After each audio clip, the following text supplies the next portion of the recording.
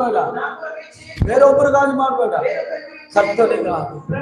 ಆ ವಾಕ್ಯ ಹೇಳ್ತದೆ, 29ನೇ ವಾಕ್ಯ, ಯಾಕಂದ್ರೆ ಆ ಬಾಧೆಗಳನ್ನು ಅನುಭವಿಸಿದ್ರು ಕೂಡ ಅದು ಕರ್ತನಿಗೋಸ್ಕರನೇ, ಅದು ಕರ್ತನಿಗಾಗಿ. ಯಾರಾದ್ರೂ ರೆಡಿ ಆಗಿದ್ದೀರಾ? ಇನ್ನು 15 ದಿನ ಸುವಾರ್ಥ ಕೂಟಗಳಿದೆ, ಅಲ್ಲಿಗಲ್ಲಿಗೂ ಹೋಗ್ತೀವಿ. ಚಳಿ, ಕೆಲವು ಸಮಯದ ಪೊಲೀಸ್ ಸ್ಟೇಷನ್ ಕಂಪ್ಲೇಂಟ್ ಕೊಡ್ತಾರೆ. ಗೊತ್ತಿಲ್ಲದ ಜನರು ನಮಗೆ ವಿರೋಧವಾಗಿ ಕೆಟ್ಟ ಮಾತು ಮಾತಾಡ್ತಾರೆ. ಕೆಲವು ಸಮಯ ನಮ್ಮನ್ನು ಹೊಡೆಯಕ್ಕೆ ಬರ್ತಾರೆ, ನಮ್ಮನ್ನ ಉಗಿಯಕ್ಕೆ ಬರ್ತಾರೆ.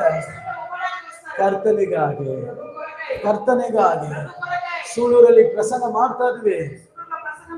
ದೇವರ ವಾಕ್ಯ ಹೇಳ್ತಾ ಇದೀನಿ. ಪೊಲೀಸ್ ಬಂದಿದ್ದಾರೆ, ಸೀದಾ ಬಂದು ಒಬ್ಬ ವ್ಯಕ್ತಿ ನನ್ನ ಕರ್ಕೊಂಡು ಹೋದ.